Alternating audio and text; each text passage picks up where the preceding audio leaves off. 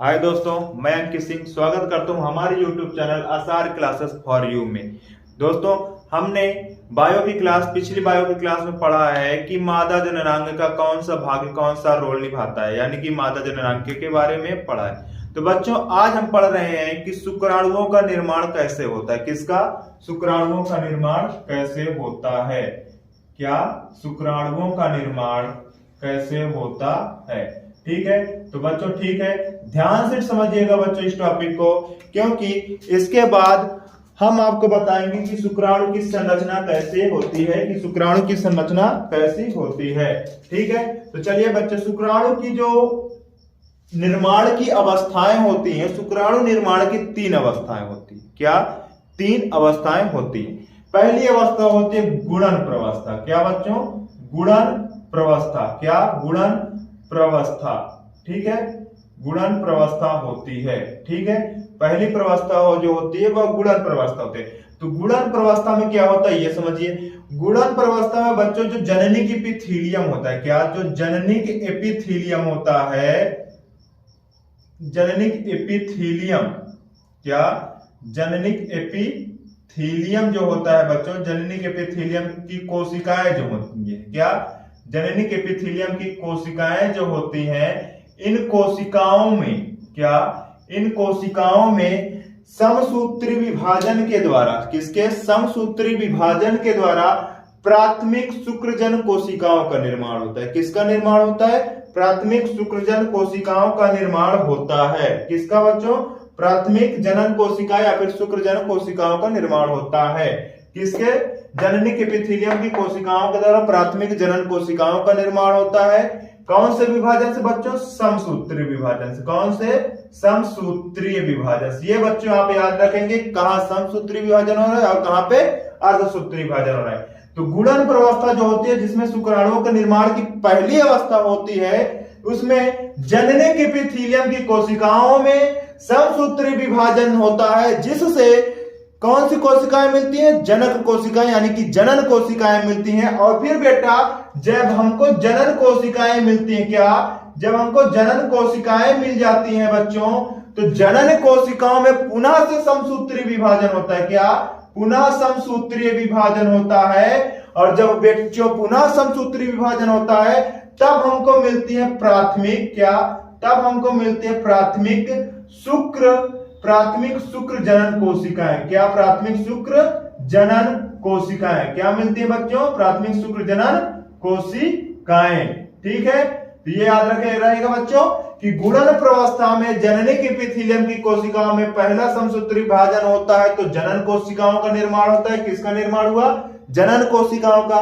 फिर उसके बाद बच्चों इन जनन कोशिकाओं में समसूत्री विभाजन होता है, तब हमको क्या मिलता है? प्राथमिक शुक्र जनन कोशिकाएं मिलती हैं। और इन प्राथमिक शुक्र जनन कोशिकाओं को हम क्या कहते हैं? स्पर्मेटिगोनिया। क्या कहते हैं? स्पर्मेटोगोनिया। क्या कहते हैं बच्चों? स्पर्मेटोगोनिया कहते हैं। क्या कहते हैं? स्पर्मेटोगोनिया कहते हैं। किसको कहते हैं? इसी प्राथमिक शुक्र जनन कोशिकाओं को स्पर्मेटोगोनिया कहते हैं। ठीक है बच्चों, देखिए ये पहली अवस्था थी गुणन प्रवस्था। दूसरी अवस्था होती है बच्चों वृद्धि प्रवस्था। क्या होती है? वृद्धि प्रवस्था। क्या होती है? वृद्धि प्रवस्था। शुक्राणुओं के निर्माण में दूसरी अवस्था होती है वृद्धि प्रवस्था। तो बच्चों जो वृद्धि प्रवस्था होती है, उसमें हम आपको बता दे रहे हैं कि इसमें जो शुक्राणुओं निर्माण की कोशिकाएं होती है, यानी कि प्राथमिक शुक्रजन कोशिकाएं होती हैं बच्चों, इन कोशिकाओं को पोषण प्राप्त होता है। क्या प्राप्त होता है? पोषण प्राप्त होता है। पोषण किसके द्वारा प्राप्त होता है? सर्टोली कोशिकाओं के द्वारा। किसके द्वारा बच्चों? सर्टोली कोशिकाओं के द्वारा। किसके द्वारा? सर्टोली कोशिकाएं जो होती हैं, सर्टोली कोशिकाओं के द्वारा इनको पोषण प्राप्त होता है। किसके द्वारा प्राप्त होगा? सर्टोली कोशिकाओं के द्वारा। किसको प्राप्त होगा बच्चों? प्राथमिक शुक्रजन कोशिकाओं को सर्टोली कोशिकाओं द्वारा पोषण प्राप्त होगा। ठीक है, तो बच्चों ये जो प्राथमिक शुक्रजनन कोशिकाएं होती हैं, इनको पोषण प्राप्त होगा। तब इसमें जो क्या होगा बच्चों? जो अगला विभाजन होगा, तो ये अगले विभाजन में बच्चों बनेंगे, क्या बन जाएंगे? स्पर्मेटोसाइट बन जाएंगे। क्या बन जाएंगे बच्चों? स्पर्मेटोसाइट्स बन जाएंगे। क्या बन जाएंगे? स्पर्मेटोसाइट्स बन जाएंगे। कब? यही शुक्रजन कोशिकाएं, यानी कि ये प्राथमिक शुक्रजन कोशिकाएं होंगी, वृद्धि प्रवस्था में इनको पोषण मिलेगा, किनके द्वारा मिलेगा? सर्टोली कोशिका के द्वारा मिलेगा। और जब बच्चों सर्टोली कोशिका द्वारा इनको पोषण मिलेगा तो ये वृद्धि करेंगे तो इनमें विभाजन होगा, और जब बच्चों विभाजन होगा इनमें, तो जब विभाजन होगा तो ये स्पर्मेटोसाइट का निर्माण करेंगे। किसका निर्माण करेंगे? स्पर्मेटोसाइट का निर्माण करेंगे। ध्यान रहे बच्चों, ये अवस्था, इन दोनों अवस्था में समसूत्री विभाजन हो रहा है। क्या? समसूत्री विभाजन हो रहा है। तो बच्चों हमने अगर आपको पढ़ाया होगा, पहली क्लास में ही बता दिया होगा कि समसूत्री विभाजन में गुणसूत्र जोड़ी के रूप में होते। क्या? गुणसूत्र जोड़ी के रूप में होते हैं, अर्थात कोशिका द्विगुणित होती है या फिर गुणित होती है। क्या? कोशिका द्विगुणित या फिर गुणित अवस्था में होती है। ठीक है। उसके बाद बच्चों तीसरी अवस्था आती है परिपक्वन अवस्था। क्या आती है? परिपक्वन अवस्था। क्या आती है? परिपक्वन प्रवस्था। ठीक है। क्या आती है बच्चों? परिपक्वन प्रवस्था आती है। तो बच्चों हम बता रहे हैं कि परिपक्वन प्रवस्था क्या होती है। क्या? परिपक्वन प्रवस्था क्या होती है। ठीक है। तो चलिए बच्चों हम जानते हैं कि परिपक्वन प्रवस्था क्या होती है। तो आपको बता दे रहे हैं बच्चों कि ये जो स्पर्मेटोसाइट होता है, क्या ये जो स्पर्मेटोसाइट कोशिकाएं होंगी या फिर ये जो प्राथमिक शुक्रजन कोशिकाएं होंगी, इनमें अर्धसूत्री विभाजन होगा। क्या? अर्धसूत्री विभाजन होगा। तो प्राथमिक अर्धसूत्री विभाजन, क्या बच्चों? प्रथम अर्धसूत्री विभाजन में कोशिका दो भागों में बटेगी। कितने भागों में बटेगी? दो भागों में बटेगी। कितने भागों में बटेगी? दो भागों में बटेगी। उसके बाद कब? प्रथम में। उसके बाद बेटा द्वितीय विभाजन होगा, द्वितीय अर्धसूत्री समसूत्री विभाजन होगा। क्या होगा? अगर किसी भी कोशिका में एक बार अर्धसूत्री विभाजन हो गया तो ध्यान रहे उस कोशिका में पुनः अर्धसूत्री विभाजन नहीं होगा, वह होगा तो पुनः समसूत्री विभाजन होगा। और जब बच्चों इसमें पुनः विभाजन हुआ तब ये एक कोशिकाओं से दो और कोशिकाएं प्राप्त हो जाती हैं। तो इस प्रकार हमको 4 अगुणित कोशिकाएं मिलती हैं। क्या? 4 अगुणित कोशिकाएं मिलती है। क्या मिलती है? 4 अगुणित कोशिकाएं मिलती हैं। क्या मिलती हैं? 4 अगुणित कोशिकाएं मिलती हैं। और जब बच्चों हमको 4 अगुणित कोशिकाएं मिल जाती हैं, इन्हीं 4 अगुणित कोशिकाओं को कहते हैं स्पर्मेटिड। क्या कहते हैं? स्पर्मेटिड कहते हैं। क्या कहते हैं बच्चों? स्पर्मेटिड कहते हैं। ध्यान रहे स्पर्मेटिड क्या होता है? स्पर्मेटिड शुक्राणु का अर्ध परिपक्व रूप होता है, यानी कि शुक्राणु के परिपक्व होने से पहले जो कोशिका होती है वह स्पर्मेटिड कहलाती है। ठीक है, याद रहेगा बच्चों। चलिए इसके बाद हम आपको बता रहे हैं इसका एक अगला स्टेज। अच्छा आपको ये समझ में आ गया कि नहीं बच्चों? समझ में आ गया तो ठीक, मैं रिवीजन कर दे रहा हूं। गुणन प्रवस्था, शुक्राणु निर्माण में सबसे पहली प्रवस्था होती है गुणन प्रवस्था, जिसमें जननिक एपिथेलियम में जो कोशिकाएं होती हैं उसमें समसूत्री विभाजन के द्वारा, क्या? समसूत्री विभाजन के द्वारा जनन कोशिकाओं का निर्माण होता है। और जनन कोशिका में जब पुनः समसूत्री विभाजन होता है तो प्राथमिक शुक्रजन कोशिकाओं का निर्माण होता है। क्या? जनन कोशिकाओं में समसूत्री विभाजन के पश्चात प्राथमिक शुक्र जनन कोशिकाओं का निर्माण हो जाता है। ठीक है, और इन कोशिकाओं को हम क्या कहेंगे? स्पर्मेटोगोनिया। क्या कहेंगे बच्चों? स्पर्मेटोगोनिया। ठीक है, उसके बाद बच्चों आती है वृद्धि प्रवस्था। क्या आती है? वृद्धि प्रवस्था। वृद्धि प्रवस्था में क्या होता है बच्चों? वृद्धि प्रवस्था में हमको केवल सबसे इंपॉर्टेंट चीज याद रखना है, पोषण। अब पोषण कब मिलेगा? पोषण तभी मिलेगा जब इसमें पोषी कोशिकाएं पाई जाएंगी। क्या पाई जाएंगी बच्चों? पोषी कोशिकाएं। तो वृषण में उपस्थित सर्टोली कोशिकाएं शुक्राणु को या फिर स्पर्मेटोसाइड को या फिर स्पर्मेटोगोनिया तथा प्राथमिक शुक्रजन कोशिकाओं को पोषण प्रदान करने का कार्य करेंगी। ध्यान रहे बच्चों, जहां पे भी वृद्धि का नाम आ जाएगा मतलब उसको पोषण मिला है। अब बिना पोषण के बच्चों वृद्धि नहीं होगी। क्या? बिना पोषण के वृद्धि नहीं होगी। तो याद रहेगा बच्चों। उसके बाद जब इसको पोषण मिल जाएगा बच्चों, इन कोशिकाओं को, प्राथमिक शुक्रजन कोशिकाओं को जब पोषण मिल जाएगा तो वो किसमें परिवर्तित हो जाएंगी? स्पर्मेटोसाइट्स में। किसमें परिवर्तित हो जाएंगी? स्पर्मेटोसाइट्स में। ठीक है बच्चों, याद रहेगा। उसके बाद तीसरी अवस्था आती है परिपक्वन अवस्था। परिपक्वन अवस्था में बच्चों प्रथम विभाजन के पश्चात, क्या? प्रथम विभाजन से 2 अगुणित केंद्रक प्राप्त होते हैं। क्या? 2 अगुणित केंद्रक प्राप्त होते हैं। उसके पश्चात क्या होता है बच्चों, अगले बार जब हम देखते हैं तो इसमें इन केंद्रकों में, इस कोशिका में पुनः विभाजन होगा तो हमको 4 अगुणित कोशिकाएं प्राप्त हो जाएंगी। क्या? 4 अगुणित कोशिकाएं प्राप्त हो जाएंगी, जिन्हें हम कहेंगे स्पर्मेटिड। क्या कहेंगे बच्चों? जिन्हें हम कहेंगे स्पर्मेटिड। ठीक है बच्चों, तो अब आगे की व्यवस्था समझते हैं कि आगे आखिर होता क्या है। तो आगे की हेडिंग हो जाएगी बच्चों स्पर्मेटिड का शुक्राणु में रूपांतरण। क्या कहेंगे? स्पर्मेटिड का शुक्राणुओं में रूपांतरण। देखिए स्पर्मेटिड का शुक्राणुओं में रूपांतरण कैसे होता है। स्पर्मेटिड का शुक्राणुओं में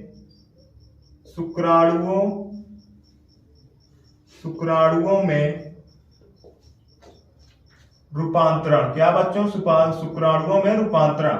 चलिए देखते हैं क्या होता है। स्पर्मेटिड जो होता है बेटा, उसको जब पोषण मिलता है, क्या? जब पोषण मिलता है तब उसके चारों तरफ झिल्ली का निर्माण हो जाता है। किसका? झिल्ली का निर्माण होता है और एक शुक्राणु जैसी संरचना बना लेता है।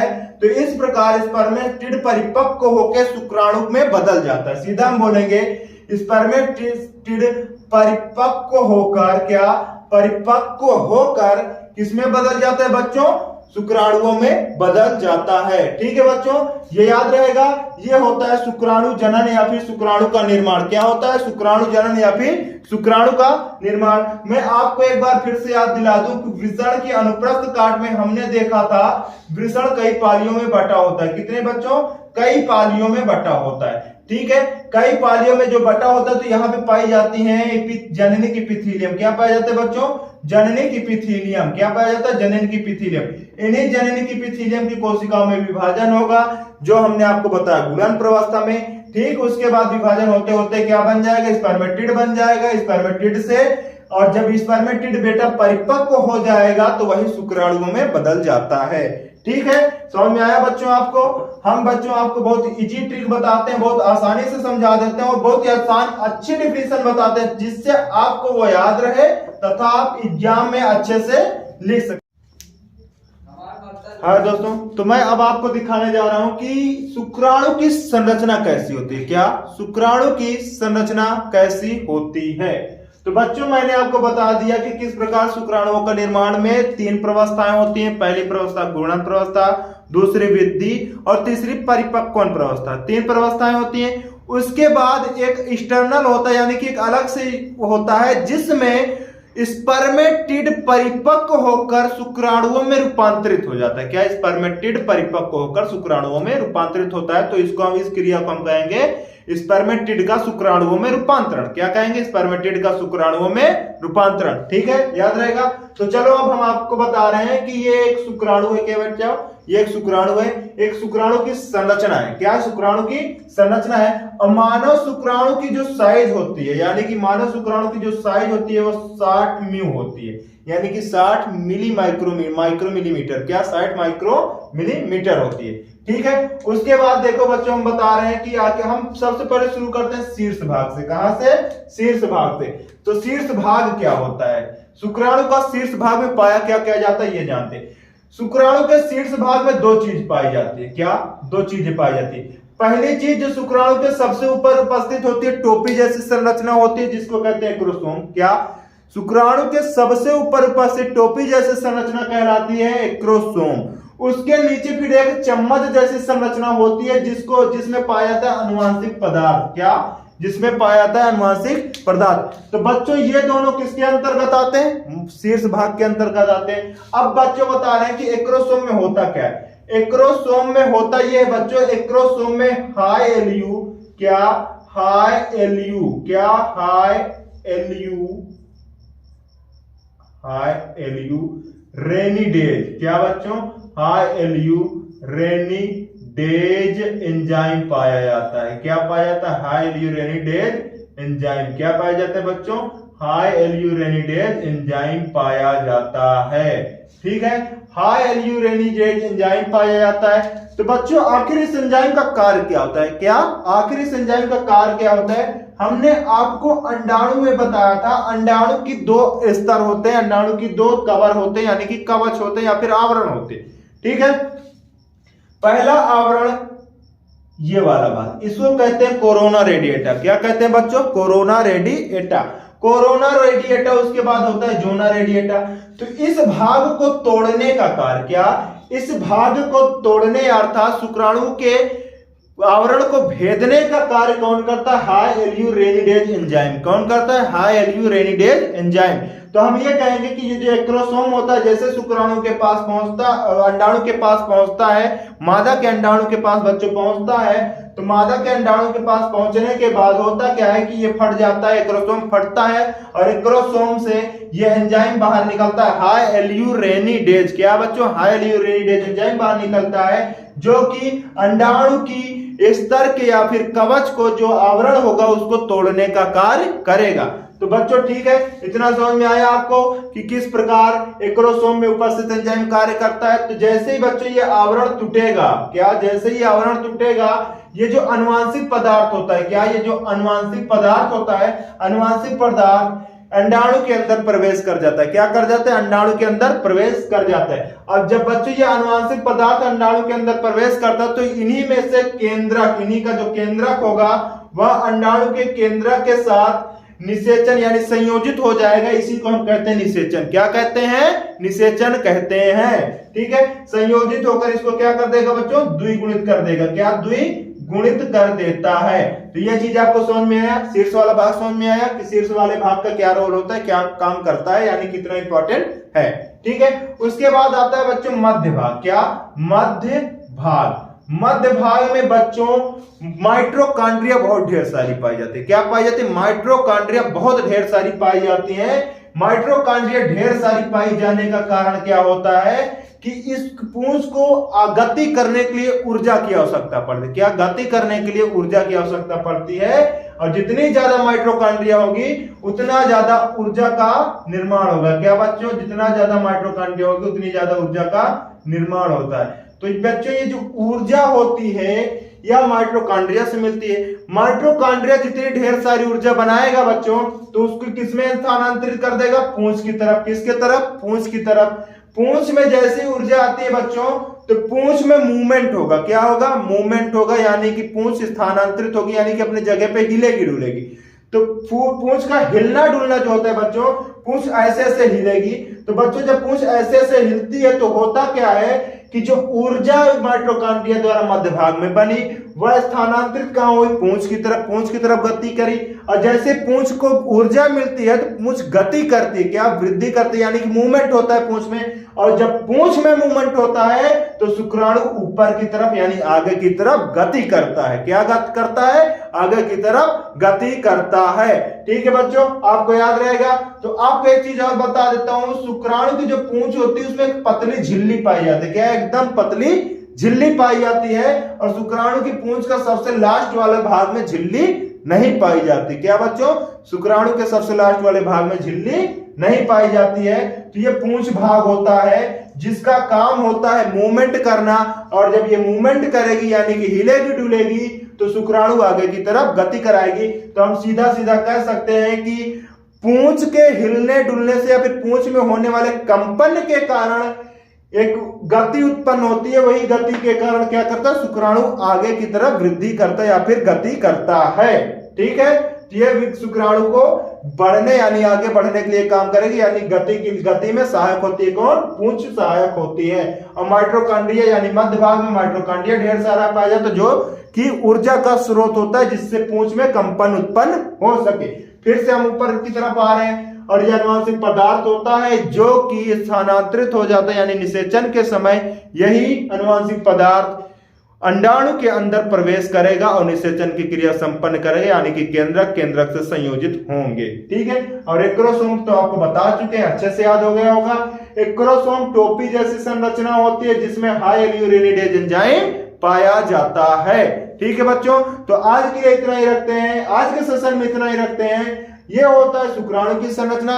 तो बच्चों आगे के सेशन में हम और अच्छे से पढ़ेंगे इस चैप्टर के बारे में। अगले सेशन में हम इस चैप्टर को लगभग खत्म कर देंगे। तो ये बेटा बहुत इंपॉर्टेंट है। आपसे सीधा क्वेश्चन पूछ सकता है कि शुक्राणु की संरचना का वर्णन करिए। क्या? शुक्राणु की संरचना का वर्णन करिए, या फिर शुक्राणु का सचित्र वर्णन करिए। क्या बच्चों? शुक्राणु का सचित्र वर्णन करिए। शुक्राणु का सचित्र वर्णन करिए। क्या बच्चों? शुक्राणु का सचित्र वर्णन करिए। ध्यान रहे बच्चों, अगर ये क्वेश्चन ऐसे आता है कि शुक्राणु का सचित्र या फिर शुक्राणु का वर्णन करिए, तो कम से कम ये 3 नंबर का आएगा। कितने नंबर का आएगा बच्चों? कम से कम ये 3 नंबर का आएगा, और ज्यादा 5 नंबर का भी जा सकता है। क्योंकि सचित्र वर्णन बोल रहा है। क्या बच्चों? सचित्र वर्णन, यानी आपको ये फिगर बनाना है। फिगर बनाने के बाद इस भाग को तथा इस भाग को एक्सप्लेन करना है कि इसमें कौन सा भाग कहां पाया जाता है, उसका वर्क क्या होता है, क्या रोल होता है। ठीक है बच्चों, तो आज के सेशन में इतना ही रखते हैं। प्लीज वीडियो को लाइक, सब्सक्राइब और प्लीज वीडियो को लाइक कर दीजिएगा, शेयर कर दीजिएगा और चैनल को सब्सक्राइब करना नहीं भूलिएगा। अपने दोस्तों को बच्चों ये जरूर शेयर करिएगा, ताकि वो अच्छे से प्रिपरेशन कर सकें और उनके भी अच्छे मार्क्स आ सकें। ठीक है बच्चों, धन्यवाद।